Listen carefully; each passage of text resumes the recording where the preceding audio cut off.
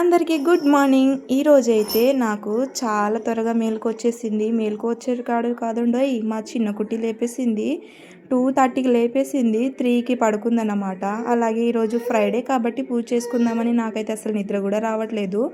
ఇలా ఆయిల్ ఎందుకు పెట్టుకుంటున్నానంటే నాకు ఆయిల్ పెట్టుకోవడానికి, అలా జుట్టు తూవడానికి అసలు టైమే ఉండదు. తర్వాత మా రోహితాక్షులు లేచిన తర్వాత వాడిని కూడా పడుకోబెట్టేసి నేనైతే 3:15 అవుతుంది ఇప్పుడు టైం వచ్చేసి. నేనైతే స్నానం కూడా చేయడానికి పోతున్నాను.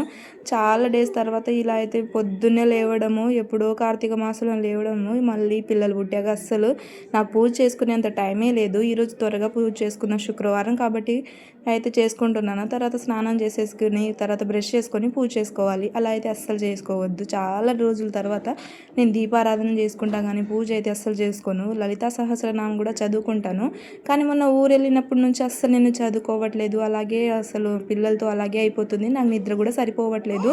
హెడేక్ వస్తుంది, బ్యాక్ పెయిన్ వస్తుంది. పిల్లలతో అసలు పని చేసుకుంటూ అలాగే అలసిపోయి పడుకుంటున్నాను. పూజ చేసుకునేంత టైం కూడా దొరకట్లేదు నాకు.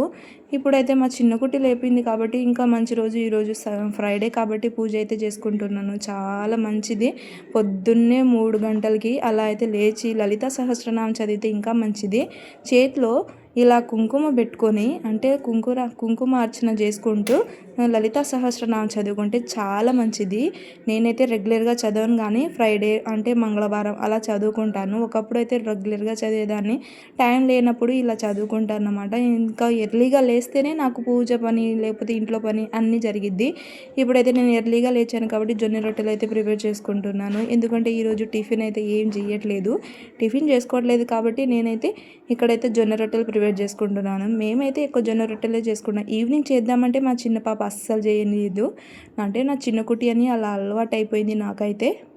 ఇప్పుడైతే జొన్న రొట్టెలు కూడా ప్రిపేర్ చేసుకుంటున్నాను. జొన్న రొట్టెలు చేయడానికి చాలా సింపుల్. మీకు వీడియో కావాలంటే నేనైతే అప్లోడ్ చేస్తాను. చాలా సింపుల్ ప్రాసెస్లో. ఇలా అయితే నేనైతే ఇది మా అమ్మ చేయించింది నా కోసము. జొన్న రొట్టెలు చేయడానికి తవ్వ అయితే సపరేట్గా ఉంటుంది. మా చిన్న పాప లేచిందని నేనైతే అటు ఇటు చూస్తూనే ఉంటున్నాను. ఎందుకంటే ఉయ్యాలో పెట్టాను, అస్సలు బాగా ఏడుస్తూనే ఉంటుంది. పక్కన లేకపోతే చాలు ఎమ్మటే లేచేస్తుంది.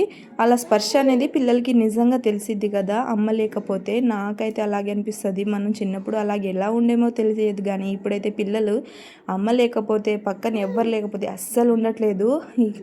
తర్వాత మా చిన్న పాప ఉగ్గు అయితే ప్రిపేర్ చేసుకుందామని ఇలా అయితే నేనైతే చేసుకుంటున్నాను. ఇది చాలా డేస్ తర్వాత నేనైతే మళ్ళీ రిటర్న్ అయితే చేస్తున్నాను. కడిగి నేనైతే ఎండలో ఆరబెట్టా కానీ ఇలా వేయించలేదు. ఈరోజు కొద్దిగా త్వరగా లేసేసాను కాబట్టి నేనైతే ఇది బాగా మంచిగా వేయించుకుంటున్నాను. వేయించుకొని పక్కన పెట్టేసుకుంటున్నాను. ఇది చల్లారించుకున్న తర్వాత మిక్సీ అయితే పట్టేసుకోవాలి. ఏదైనా సరే దీంట్లో వాము జీలకర్ర వేసుకుంటే పిల్లలకి డైజెషన్ అయ్యిద్ది. చాలా మంచిది హెల్తీకి. నేను మా బాబుకి పెట్టాను, అందులో ఒకటి నాకు చిన్న పాప కూడా పెట్టాను. ఇద్దరికి ఫుడ్ తినిపించి ఇద్దరిని పని చేసుకోవాలంటే చాలా కష్టం అబ్బోయ్. ఇదైతే మా ఆయన అయితే నా కోసం తెచ్చారన్నమాట. నేను తెగ కష్టపడుతున్నానని కూరగాయలు కట్ చేసుకోవడానికని మా ఆయన అయితే తెచ్చేసిండు. ఇక్కడైతే బీట్రూట్ క్యారెట్ జ్యూస్ అయితే చేసుకుంటున్నాను. చాలా మంచిది హెల్త్కి. బ్లడ్ లేని వాడు కూడా ఇది అయితే బీట్రూట్ క్యారెట్ జ్యూస్ తాగితే చాలా మంచిది, బ్లడ్ కూడా వస్తుంది. నేనైతే ప్రెగ్నెన్సీలో రెగ్యులర్గా ఇదే తీసుకునేదాన్ని. తర్వాత తోటకూర అయితే చేసుకుంటున్నాను.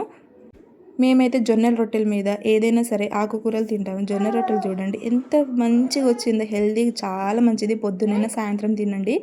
ఒకవేళ మీకు రాకపోతే నేను చేయలేం కానీ ఇక్కడైతే నేను మొత్తం క్లీన్ చేసుకొని ఇక్కడైతే ముగ్గు అయితే తీసేసుకుంటున్నాను. నా ఇంట్లో పని చేయడానికే నాకు 8:30 అలా పడింది టైం వచ్చేసి.